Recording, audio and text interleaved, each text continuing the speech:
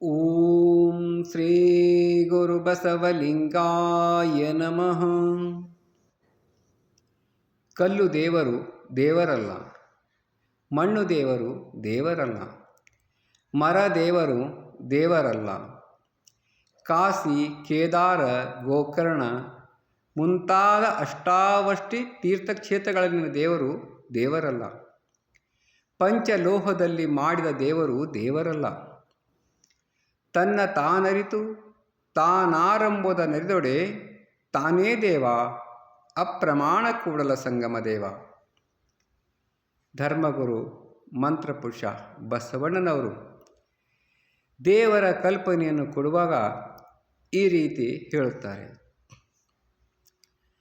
ಯಾವುದೇ ಕಲ್ಲಿನಿಂದ ಮಾಡಿದ ದೇವರು ದೇವರಲ್ಲ, ಮಣ್ಣಿನಿಂದ ಮಾಡಿದ ದೇವರು ದೇವರಲ್ಲ, ಮರದಿಂದ ಮಾಡಿದಂಥ ದೇವರು ದೇವರಲ್ಲ, ಯಾವ ದೇವರಲ್ಲ. ಆದ ದೇವರು ಯಾವುದು ಅಂದ್ರೆ ತನ್ನ ತಾನರಿತು ತಾನಾರಂಬುದ ನರಿದೊಡೆ ತಾನೇ ದೇವ ಅಂತ ಹೇಳ್ತಾರೆ.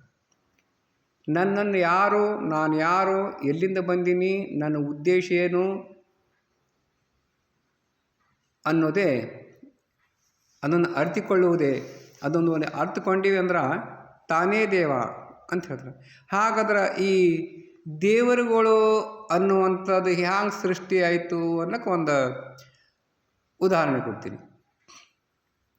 ಒಂದು ಊರಿತ್ತು. ಊರಲ್ಲಿ ಇಬ್ಬರು ಗುರು ಮತ್ತು ಶಿಷ್ಯರಿದ್ದರು. ಏನೋ ಆ ಊರಾಗ ಬರಗಾಲ ಬಂದಿತ್ತು. ಜನ ಎಲ್ಲ ಊರು ಬಿಟ್ಟು ಹೋಗ್ತಾ ಇದ್ದರು. ಊರು ಬಿಟ್ಟು ಹೋಗ್ತಾ ಇದ್ದಾಗ ಈ ಗುರು ತನ್ನ ಶಿಷ್ಯನಿಗೆ ಹೇಳ್ತಾನ, ನೋಡಪ್ಪ ಶಿಷ್ಯ, ಇಷ್ಟು ದಿವಸ ನೀನು ನನ್ನಲ್ಲಿ ಇದ್ದದ್ದು ಸಾಕು, ಈಗ ಎಲ್ಲ ಬರಗಾಲ ಬಿದ್ದದ, ಎಲ್ಲ ಜನ ಎತ್ತೆತ್ತು ಹೋಗ್ತಾ ಇದ್ದಾರ, ನೀನು ಹೋಗಿ ನಿನ್ನ ಉದರ ಪೋಷಣೆ ನೀನು ಮಾಡ್ಕೋ ಹೋಗು ಅಂತ ತಿಳ್ಕೊಂಡು ಏನು ಮಾಡ್ತಾನೆ, ತನ್ನಲ್ಲಿ ಒಂದು ಕತ್ತೆ ಮರಿ ಇರ್ತದೆ ರೀ, ಆ ಕತ್ತೆ ಮರಿ ಅವನಿಗೆ ಕೊಟ್ಟು ಹೋಗು, ನೀನು ಉಪಜೀವನ ನೀನು ಮಾಡ್ಕೋ ಹೋಗು ಅಂತ ಕೊಟ್ಬಿಡ್ತಾರೆ. ಆ ಶಿಷ್ಯ ಆ ಕತ್ತೆ ಮರಿಯನ್ನು ತಗೊಂಡು ಹೋಗ್ತಾ ಇರ್ತಾನೆ. ಮುಂದಿನ ಊರಿಗೆ ಹೋಗಬೇಕು, ಇನ್ನೊಂದು 5 ಕಿಲೋಮೀಟ್ರ್ ಇರ್ತದ. ಅಷ್ಟರಲ್ಲಿ ಆ ಕತ್ತೆ ಮರಿ ಸತ್ತು ಹೋಗ್ತದೆ. ಅವನಿಗೆ ಭಾಳ ದುಃಖ ಆಯ್ತದ. ಏನು ಗುರುಗಳು ನನಗೇನೋ ಉಪಜೀವನಕ್ಕಾಗಿ ಒಂದು ಕತ್ತೆ ಮರಿ ಕೊಟ್ಟರು, ಅದನ್ನು ಸತ್ತು ಹೋಗ್ತಲ್ಲ, ಇದಕ್ಕೇನು ಮಾಡಬೇಕು ಅಂತ ತಿಳ್ಕೊಂಡು ಅಲ್ಲೇ ರಸ್ತೆ ಬದಿಯಲ್ಲಿ ಅದಕ್ಕೆ ತಗ್ಗು ತೋಡಿ ಅದಕ್ಕೆ ಅಲ್ಲೇ ಮ್ಯಾಲೆ ಮಣ್ಣು ಮುಚ್ಚಿ ಸಂಸ್ಕಾರ ಮಾಡಿ ಅದ್ರ ಮೇಲೆ ಅಲ್ಲೇನು ಮಾಡ್ತಾನೆ, ಕುಂತು ಬಿಡ್ತಾನೆ.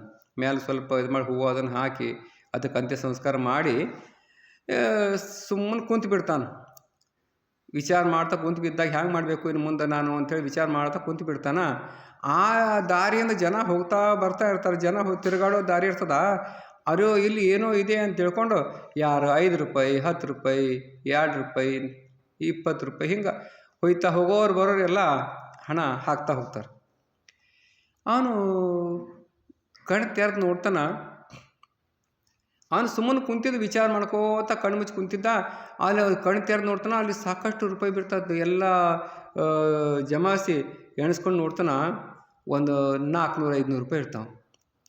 ಅವನಿಗೆ ಥಟ್ಟನೆ ಒಂದು ವಿಚಾರ ಹೊಡಿತದೆ, ಈಗ ನಾನೇನು ಮಾಡೋದು ಬೇಡ, ಎಲ್ಲಿ ಹೋಗೋದು ಬೇಡ ಅಂಥೇಳಿ ಅಲ್ಲೇ ಡೈಲಿ ಅದು ಮುಂಜಾನೆ ಸ್ವಲ್ಪ ಮೇಲೆ ಹೂವು ಅದನ್ನು ತಂದು ಹಾಕೋದು, ಸ್ವಚ್ಛ ಮಾಡೋದು ಇಕ್ತಾ ಇರ್ತಾನೆ. ಜನರು ಅದೇ ರೀತಿ ಹೋಗ್ತಾ ಬರ್ತಾ ಅಲ್ಲಿ ಮೇಲೆ ಹಣ ಹಾಕ್ತಾ ಇರ್ತಾರೆ. ಆ ಹಣದಿಂದ ಅವನ ಉಪಜೀವನ ನಡೀತಾ ಇರ್ತದ. ಮತ್ತು ಅದೇ ರೀತಿ ಒಂದು ದಿವಸ ಏನಾಯ್ತು, ಒಬ್ಬರದು ಮನ್ಯಾಗ ಅವ್ರ ಎತ್ತುಗಳು ಕಳೆದು ಹೋಗಿಂದಿರ್ತಾವೆ. ಬಂದು ಅಲ್ಲೇನು ಮಾಡ್ತಾರಂದ್ರೆ ಹರಕೆ ಮಾಡ್ತಾರೆ, ನಮ್ಗೆ ಈ ದನಗಳು ವಾಪಸ್ ಬರಲಿ, ನಿನಗೊಂದು ಟೀನ್ ಶೆಡ್ ಮಾಡಿಕೊಡ್ತೀನಿ, ತಗಡು ಶೆಡ್ ಮಾಡಿಕೊಡ್ತೀನಿ, ನಿನಗೊಂದು ಆಶ್ರಯ ಮಾಡಿಕೊಡ್ತೀನಿ ಅಂಥೇಳಿ ಹರಕೆ ಹೊತ್ಕೋತಾರೆ. ಅದು ಅದರಷ್ಟಂಬವಾಗಿ ಹೋದದ್ದು ಬರಲೇಬೇಕಲ್ಲ. ಸಾಯಂಕಾಲ ಅವ್ರ ದನಗಳೆಲ್ಲ ಮನೆಗೆ ಬರ್ತಾವೆ. ಮನೆಗೆ ಬಂದಾಗ ಅವರು ಸಂತೋಷ ಹೆಚ್ಚಿಗಾಗಿ ಅದ್ರ ಮೇಲೆ ಒಂದು ಒಂದು ದೊಡ್ಡ ಟೀನ್ ಶೆಡ್ ಮಾಡಿಕೊಡ್ತಾರೆ. ಟೀನ್ ಶೆಡ್ ಮಾಡಿ ಒಬ್ಬರಿಂದ ಒಬ್ಬರಿಗೆ ಸುದ್ದಿ ಹತ್ತಿ, ಅರೇ ಅಲ್ಲಿ ಒಂದು ದೇವ್ರದ, ಅದು ಭಾಳ ಸತ್ಯ, ನಾವು ಏನಾದರೂ ಕೇಳಿದ್ರೆ ಟಪ್ ಅಂತ ಕೊಡ್ತದ ಆ ದೇವ್ರು ಅಂತ ಹೇಳ್ಕೊಂಡು ಎಲ್ಲ ಊರಾಗೆಲ್ಲ ಸುದ್ದಿ ಮುಟ್ತದ.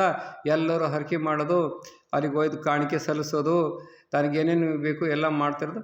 ಅದು ಇಷ್ಟು ದೊಡ್ಡದಾಗಿ ದೊಡ್ಡ ಜಾತ್ರೆ ಆಗಿಬಿಡ್ತದೆ, ದೊಡ್ಡ ಮಂದಿರ ಆಗಿಬಿಡ್ತದೆ, ದೊಡ್ಡ ಮಠ ಆಗಿಬಿಡ್ತದೆ, ಭಾಳ ಫೇಮಸ್ ಆಗಿಬಿಡ್ತದೆ. ಎಲ್ಲ ಕಡೆಯಿಂದ ಜನ ಬರ್ತಾ ಇರ್ತಾರೆ.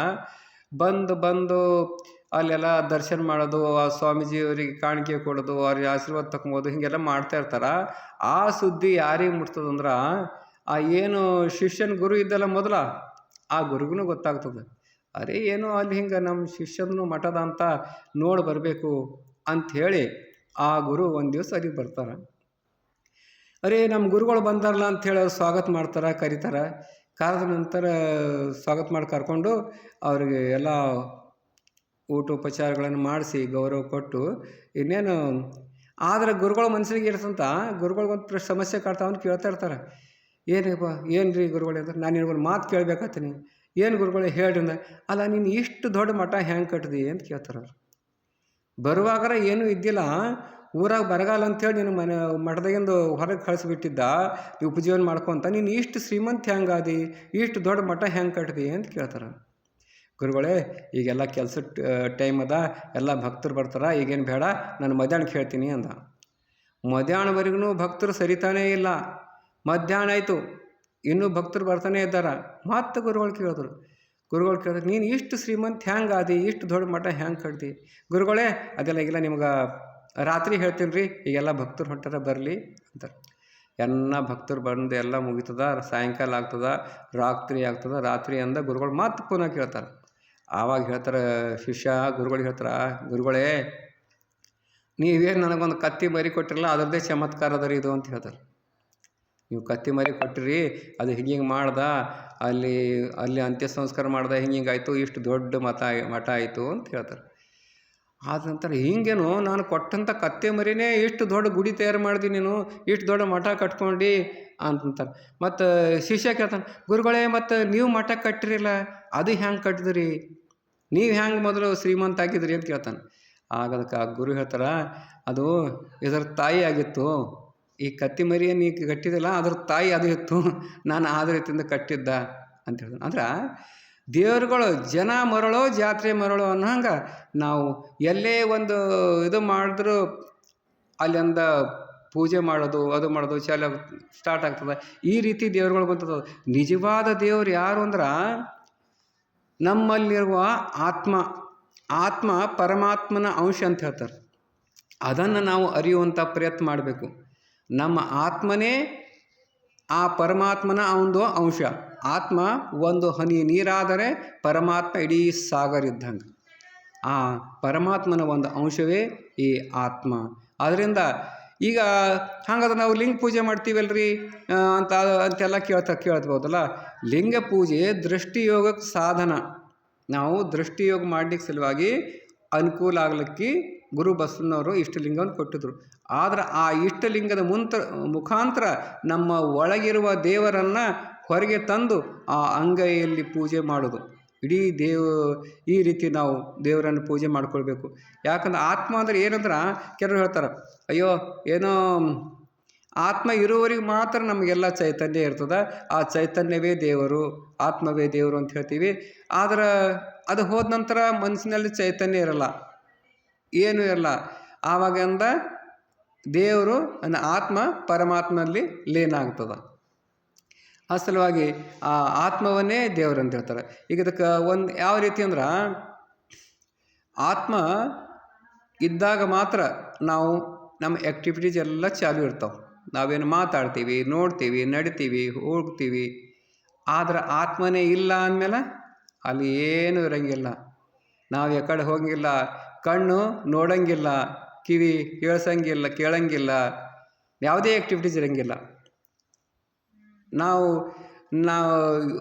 ಈಗ ಡೆತ್ ಆದ್ರ ಮುಂದೆ ಎದುರು ಕುಂತು ಜನ ಅಳ್ತಾ ಇರ್ತಾರೆ. ಆದರೆ ಅವನಿಗೆ ಗೊತ್ತಿರೋದಕ್ಕೆ ನಾನು ಯಾರು ಬಂದು ಅಳ್ತಾ ಇದ್ದಾರೆ ಅಲ್ಲಂತ. ಯಾಕಂದ್ರೆ ಅಲ್ಲಿ ಏನೋ ಆತ್ಮ ಇರಂಗಿಲ್ಲ.